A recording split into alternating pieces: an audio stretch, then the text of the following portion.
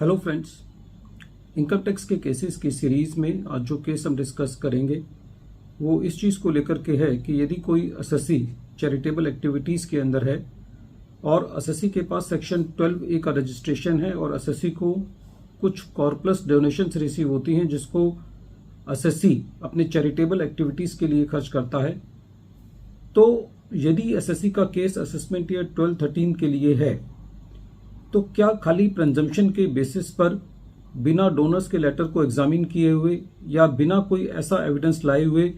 कि असेसी ने डोनर्स की डायरेक्शंस के अगेंस्ट उस पैसे को खर्च किया है, असेसिंग ऑफिसर इस बात को कह करके एडिशन कर सकता है कि असेसी ने जो पैसा खर्च किया वो डोनर्स की स्पेसिफिक डायरेक्शंस के हिसाब से नहीं किया। दूसरा इशू प्रेजेंट केस में यह था कि यदि असेसी के administrative expenditure during the concern year काफी इंक्रीज कर जाते हैं तो क्या खाली इस बेसिस पर असेसिंग ऑफिसर उन एक्सपेंसेस का एडॉक एडिशन कर सकता है बिना ये बताए कि ये पैसा असेसी ने चैरिटेबल एक्टिविटीज के लिए खर्च नहीं किया या उसको स्पेसिफाइड पर्सन्स के पर्सनल खर्चों के लिए इस्तेमाल किया। यही दोनों इशू प्रेजेंट केस में चेन्नई ITAT की ए बेंच ने अपने एक case deputy commissioner of income tax exemptions versus ICICI foundation for inclusive growth के लिए में डिसाइड किए। ये case 134 ITR tribunal short notes 27 पर रिपोर्ट हुआ और इस केस का जजमेंट 28 जनवरी 2026 को आया।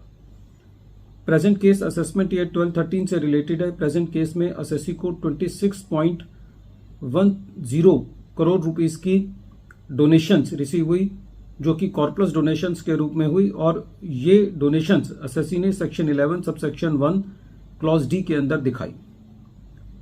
ड्यूरिंग द ईयर असेसी ने इस कॉर्पस डोनेशंस में से 19.34 करोड़ रुपीस खर्च किए। During the assessment proceeding assessing officer की ये बॉल्ड एलिगेशन थी कि असेसी ने ये पैसा डोनर्स की जो स्पेसिफिक डायरेक्शंस हैं उनके मुताबिक खर्च नहीं किया है। Corpus donation section 11 subsection 1 clause D के अंदर नॉर्मल इनकम एंड एक्सपेंडिचर का पार्ट नहीं बनती। वो सारी की सारी डोनेशन जो है वो एग्जेम्प्ट होती हैं यदि असेसी को वो किसी स्पेसिफिक पर्पस के लिए डोनर ने दी है और उस डोनर के लेटर में ये लिखा हुआ है कि ये असेसी के कॉर्पस फंड का पार्ट बनेगा। ये सेक्शन 11 सबसेक्शन 1 क्लॉज डी को लेकर के मोटे तौर पर लॉ है। दूसरा, प्रेजेंट केस में असेसिंग ऑफिसर ने ड्यूरिंग द असेसमेंट प्रोसीडिंग्स ये पाया कि असेसी ने जो एडमिनिस्ट्रेटिव एक्सपेंसेस किए हैं वो 12.81 करोड़ के किए हैं और असेसिंग ऑफिसर ने उसका 50% असेसी की इनकम में एड बैक किया, ये कहते हुए कि ये एडमिनिस्ट्रेटिव एक्सपेंसेस बहुत ज्यादा हैं और ये पिछले फाइनेंशियल ईयर के मुताबिक बहुत ज्यादा इंक्रीज कर गए हैं। जब ये मैटर CIT अपील के पास गया तो CIT अपील ने डोनर्स के जो लेटर्स थे उनको एग्जामिन किया, असेसी की जो बाय लॉस थे ट्रस्ट डीड थी उसको एग्जामिन किया और ये पाया कि जो सारे के सारे एक्सपेंसेस किए गए हैं वो डोनर्स की स्पेसिफिक डायरेक्शंस के मुताबिक किए गए हैं और जो असेसी है उसके ऑब्जेक्टिव्स के मुताबिक किए गए हैं और इस तरीके से CIT अपील ने असेसी को रिलीफ दिया और दोनों एडिशंस को डिलीट किया। जब ये मैटर रेवेन्यू ट्रिब्यूनल के पास लेकर के गया तो ट्रिब्यूनल का ये कहना था कि प्रेजेंट केस के अंदर असेसिंग ऑफिसर कोई भी ऐसा एविडेंस नहीं ला पाया है जिससे ये पता चले कि असेसी ने जो पैसा खर्च किया है वो डोनर्स के स्पेसिफिक डायरेक्शन के अगेंस्ट किया है। ट्रिब्यूनल का ये कहना था कि प्रेजेंट केस में कोई भी स्पेसिफिक आइटम ऐसा नहीं है जिससे ये पता चलता हो कि वो खर्चे पर्सनल इन नेचर हैं। कोई भी स्पेसिफिक डिफेक्ट असेसिंग ऑफिसर के द्वारा बुक्स के अंदर नहीं बताया गया है। सारी की सारी एडिशन सस्पिशन के बेसिस पर की गई हैं और कोई भी कॉन्क्रीट मटेरियल रिकॉर्ड पे नहीं लाया गया है असेसिंग ऑफिसर के द्वारा एडिशन करने के लिए। ट्रिब्यूनल ने यह पाया कि जो सारे के सारे एक्सपेंसेस हैं वो असेसी के ऑब्जेक्ट के लिए खर्च किए गए हैं। ट्रिब्यूनल का यह भी कहना था कि जो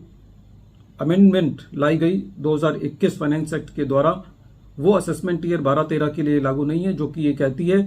कि जो स्पेसिफिक पर्पस के लिए सेक्शन 11 सबसेक्शन 1 क्लॉज डी की डोनेशन है वो उसी पर्पस के लिए इस्तेमाल की जानी चाहिए जिस पर्पस के लिए वो पैसा रिसीव हुआ है। तो ये चीज भी प्रेजेंट केस में एप्लीकेबल नहीं है। वीडियो के अंत में एक बार फिर मैं केस का नाम रिपीट कर रहा हूं। केस का नाम है deputy commissioner of income tax exemption versus ICI foundation for inclusive growth, और ये case 134 ITR tribunal short notes 3027 पर रिपोर्ट हुआ और इस केस का जजमेंट 20 जनवरी 2026 को आया।